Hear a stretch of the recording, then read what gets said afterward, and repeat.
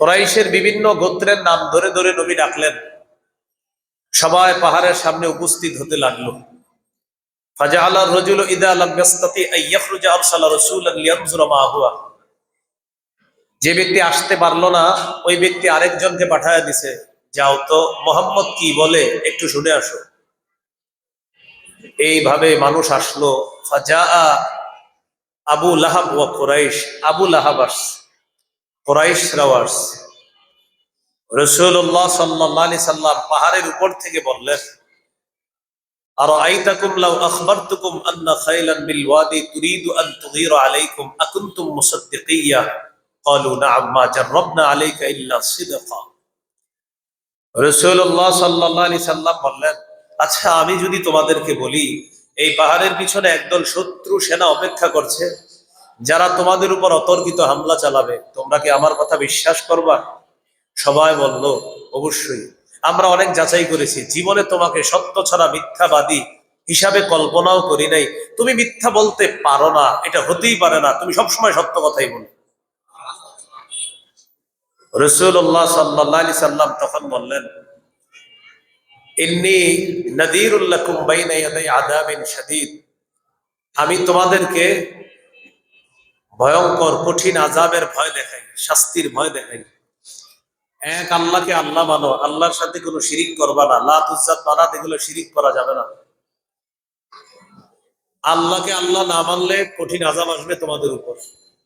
আবু লাহাব বলল, তাব্বান লাকা সাইরুল ইয়াউম আলিহাদা জামাতানা। মুহাম্মদ, তুমি কি আমাদেরকে এই কারণে একত্রিত করেছো? তোমার পুরাটা দিন ধ্বংস হোক। নাউজুবিল্লাহ। তখন আল্লাহ তাআলা আয়াত নাযিল করলেন, তাব্বাত ইয়াদা আবি লাহাবি ওয়া তাব। আবু লাহাবের দুই হাত ধ্বংস হোক, অর্থাৎ সে নিজেও ধ্বংস হোক। ডাবল তাপ, ডাবল ধ্বংস। আবু লাহাবের দুই হাত ধ্বংস হোক, সে নিজেও ধ্বংস হোক। প্রকাশ্যে কাজ শুরু করলেন। তো আমাদের নবীজি সাল্লাল্লাহু আলাইহি সাল্লাম দাওয়াতের কাজ করতেছেন। আমাদের নবী শেষ নবী, তারপরে আর কোন নবী হবে না, আসবে না। না হবে না, বলেন সবাই বলেন, আমাদের পরে আর কোন নবী আসবে না। বলবেন না, বলবেন হবে না। নবীজি কোথাও বলেন নাই লা ইয়াজিউ, বলছে লা ইয়াকুনু। লা ইয়াকুনু নাবিয়্যুন বাদি, আমার পরে নবী হবে না। কারণ আমাদের নবী প্রজ্ঞাপূর্ণ কথা এই জন্য বলেছেন। একদল বাটপার দুনিয়াতে আসবে, যারা আসবে না এই শব্দ দিয়ে ধোঁকা দিবে জাতিকে। যেমন সূরা আহজাবের 40 নম্বর আয়াতে আছে, মা কানা মুহাম্মাদুন আবা আহাদিন মিন রিজালিকুম ওয়ালাকিন রাসূলুল্লাহ ওয়া খাতামান নাবিয়্যিন। মুহাম্মদ সাল্লাল্লাহু আলাইহি সাল্লাম তোমাদের সাবালক পুরুষের পিতা নন, তিনি আল্লাহর রাসূল, তিনি শেষ নবী। আমাদের দেশে একদল মানুষের মসজিদের সামনে, অফিসের সামনে দেখবেন লেখা আছে লা ইলাহা ইল্লাল্লাহু মুহাম্মাদুর রাসূলুল্লাহ। তাদের কালিমা তো ঠিক আছে, কালিমা ঠিক থাকার পরেও তাদের ব্যাপারে উলামায়ে কেরাম সবাই একমত, তারা কাফের। তা আপনিও টেনশনে পড়ে যাবেন, আরে কালিমা তো ঠিক, তাদেরকে হুজুররা এত কাফের বলে কেন? তখন এই আয়াতের অনুবাদ করতে বলবেন। এই যে সূরা আহজাবের 40 নম্বর আয়াতের অনুবাদে খাতামান নাবিয়্যিন অংশে যখন যাবে, তখন আপনার হাতটা ধরে বলবে একটু ভিতরে আসেন, চা খাওয়াই, বিস্কুট খাওয়াই, কথা আছে। আপনি বলবেন কোনো কথা নাই। খাতামান নাবিয়্যিন অর্থ মুহাম্মদ সাল্লাল্লাহু আলাইহি সাল্লাম শেষ নবী।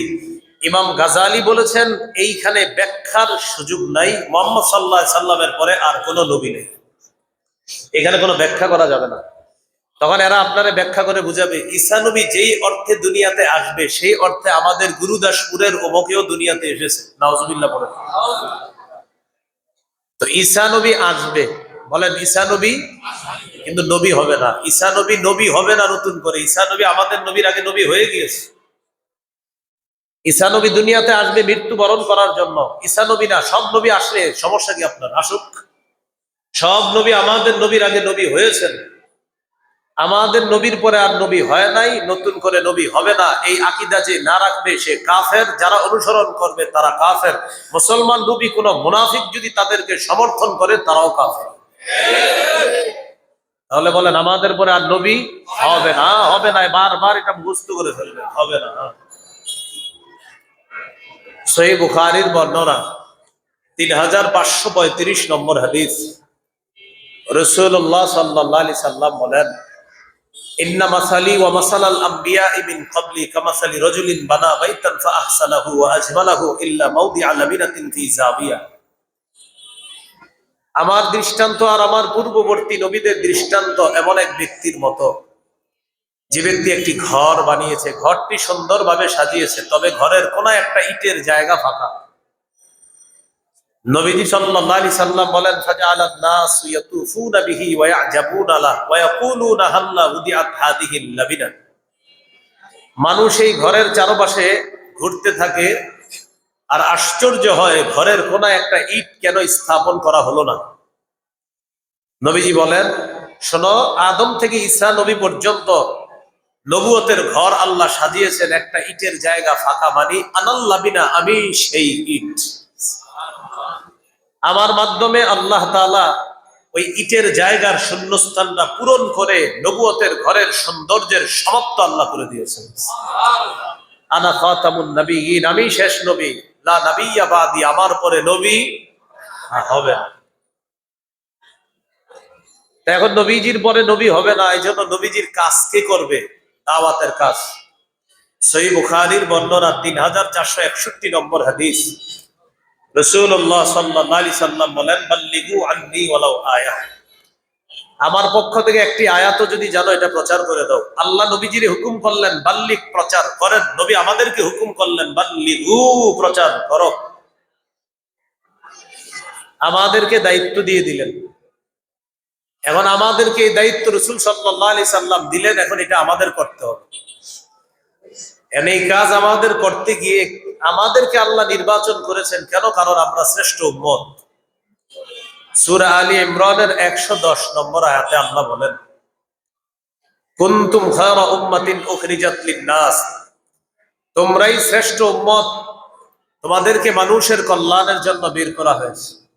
তা'মুরুনা বিল মারুফ, তোমরা সৎ কাজের আদেশ করবে, ওয়া তানহাউনা আনিল মুনকার, অসৎ কাজ থেকে নিষেধ করবে। এই আয়াতে শ্রেষ্ঠ উম্মত দ্বারা 1 নম্বর উদ্দেশ্য সাহাবায়ে কেরাম। এরপর যারা আমরু বিল মারুফ নাহি আনিল মুনকারের কাজ করবে তারাই শ্রেষ্ঠ উম্মত। শ্রেষ্ঠ উম্মত হওয়ার জন্য মৌলিক 2টা শর্ত, সৎ কাজের আদেশ করতে হবে, অসৎ কাজের নিষেধ করতে হবে। কিন্তু একটা চরম বাস্তবতা এবং চরম সত্য কথা হলো, আমরা সৎ কাজের আদেশের আমলটা সবাই করলেও অসৎ কাজের নিষেধের আমলটা করি না। তাহলে শ্রেষ্ঠ উম্মত কিভাবে হলাম? শ্রেষ্ঠ উম্মত হইতে গেলে তো আপনার 2টা লাগবে, সৎ কাজের আদেশ, অসৎ কাজের নিষেধ, 2টা লাগবে। অসৎ কাজের নিষেধ, আপনারা যারা বাড়িওয়ালা এই লালবাগের 31শে ডিসেম্বর বাড়ির ছাদগুলা বন্ধ করতে পারেন নাই সবাই, আপনি অসৎ কাজের নিষেধ করতে পারেন নাই। আপনি আপনার ছাদে নিষেধ করতে পারেন নাই যে এই ছাদে আতশবাজি ফুটানো নিষেধ, এটা নিষেধ করতে পারেন নাই ভয়ে, যদি নিষেধ করলে ভাড়াটিয়া চলে যায়। এই জন্য আপনি শ্রেষ্ঠ উম্মত বলে নিজের গর্বিত পরিচয় দিয়েন না, যে গর্ব করে বলবেন আমি শ্রেষ্ঠ উম্মত। না, আপনি দ্বিতীয়টা তো আপনার মধ্যে নাই, আপনি শ্রেষ্ঠ উম্মত কিভাবে হলেন? সূরা আহজাবের 58 নম্বর আয়াতে আল্লাহ বলেছেন, ওয়াল্লাযীনা ইউযুনাল মুমিনিনা ওয়াল মুমিনাতি বিগাইরি মাকতাসাবু ফাকাদ ইহতামালু বুহতানা ওয়া ইসমান মুবিনা। যারা কোনো কারণ ছাড়া মুমিন নারী পুরুষকে কষ্ট দেয়, তারা প্রকাশ্য পাপের বোঝা বহন করে কবরে যেতে হবে। ওই দিন ওই মুরব্বীদেরকে কষ্ট দেওয়া হয়েছে, ছোট বাচ্চাদেরকেও কষ্ট দেওয়া হয়েছে। এই জন্য এটা অন্যায়, এটা সঠিক না। পুলিশ ঘোষণা করলো আতশবাজি যে ফুটাবে ধরা খাইলে 1 মাসের জেল, এটা বলে পুলিশ বসে রয়েছে, এরা তো মাঠে আসে নাই, রাস্তাঘাটে এসে পাহারাদারি করে নাই, বাড়ির সামনে এসে পাহারাদারি করে নাই। এটা বলার উদ্দেশ্য কি ছিল? বলার সাথে সাথে পাহারাদারি করতে হতো আপনার। এই জন্য সৎ কাজের আদেশ আমাদের মধ্যে থাকলে অসৎ কাজের নিষেধে আমরা টেনশনে পড়ি, উনি জানি কি মনে করে। তো নাহি আনিল মুনকার একটা জরুরি বিষয়।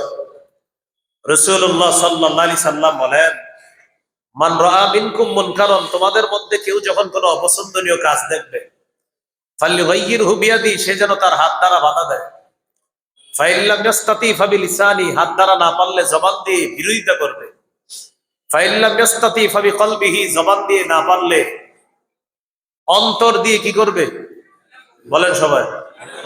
এই শুধু একটু বললে হবে না, ঘৃণা করার পাশাপাশি পরিকল্পনা করবে। এই জন্য নবী কলব বলছে।